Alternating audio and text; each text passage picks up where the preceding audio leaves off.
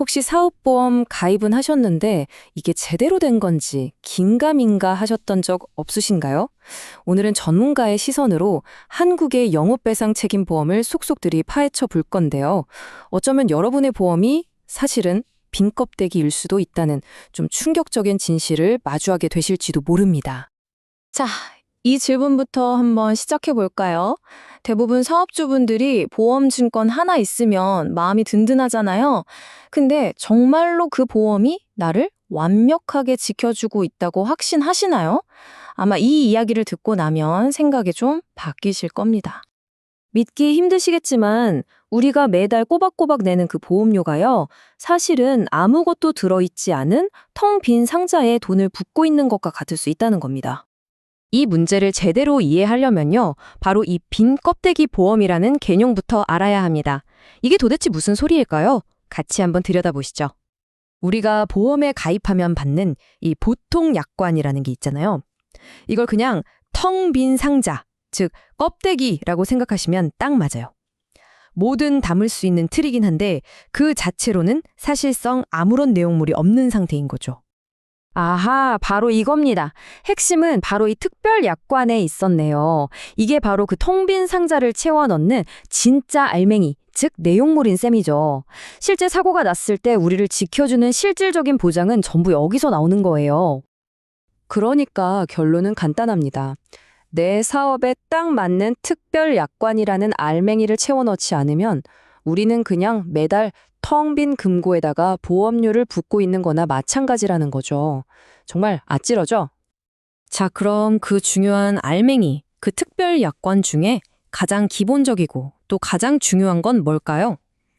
거의 모든 사업장의 필수적인 것부터 한번 살펴보겠습니다. 바로 이 시설 소유 관리자 특별 약관이라는 겁니다. 이름은 좀 딱딱하고 어렵게 들리지만 사실 식당, 가게, 사무실처럼 어떤 공간을 가지고 사업하는 분들이라면 거의 무조건 필요한 그야말로 보험의 기초 중에 기초라고 할 수 있어요. 보통은 가게 안에서 일어난 사고만 보장될 거라고 생각하기 쉽잖아요. 근데 여기서 진짜 중요한 포인트가 나옵니다. 핵심은 장소가 아니에요. 바로 업무 수행 중에 일어난 사고냐 아니냐 하는 거죠. 자, 이 예시를 한번 보세요. 이게 업무 수행의 범위가 얼마나 넓은지 아주 잘 보여주거든요. 식당 직원이 가게 앞 인도를 청소하다가 사고를 냈는데 이것도 업무의 연장선으로 보고 보장을 해준다는 겁니다. 놀랍죠? 그렇다면 이 원칙이 실제 배달 사고에서는 어떻게 적용될까요? 지금부터 보여드릴 사례는 정말 흥미롭습니다.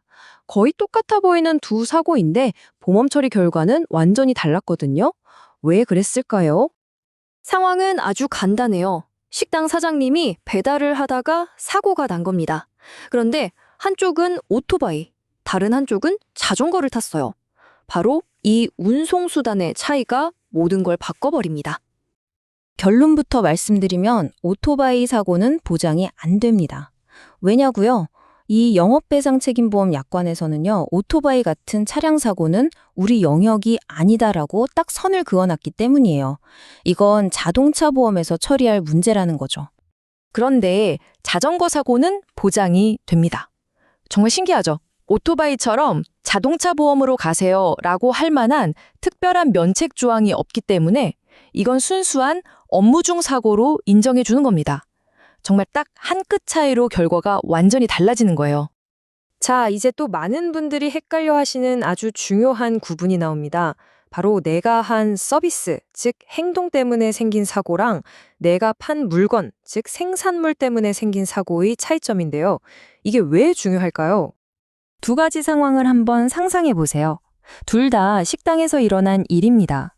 하나는 종업원이 실수로 뜨거운 국물을 손님에게 쏟은 거고, 다른 하나는 손님이 먹은 음식에 문제가 있어서 식중독에 걸린 거예요. 비슷해 보이지만 보험의 눈으로 보면 이건 완전히 다른 사건입니다. 먼저 국물을 쏟은 사고, 이건 서비스를 제공하는 행위 중에 발생한 실수죠. 그렇기 때문에 아까 말씀드린 시설 소유자 특별 약관으로 보장이 가능합니다. 하지만 식중독은 얘기가 완전 달라져요. 이건 직원의 실수가 아니라 판매한 음식이라는 생산물 자체에 결함이 있었던 거잖아요. 그래서 이 보험에서는 그건 우리 담당이 아닙니다 라고 딱 못 박아놨어요. 보상 불가라는 거죠. 이것도 아까 오토바이 사고랑 비슷해요. 또 다른 전문 영역이 있는 겁니다. 그러니까 음식 자체의 문제로 인한 사고를 대비하려면 생산물 배상 책임 보험이라는 완전히 다른 종류의 보험을 따로 가입해야 한다는 뜻입니다. 자, 그럼 이렇게 복잡한 규칙들 앞에서 우리 사업주들은 도대체 어떻게 해야 할까요? 그냥 보험 설계사가 알아서 해주겠지?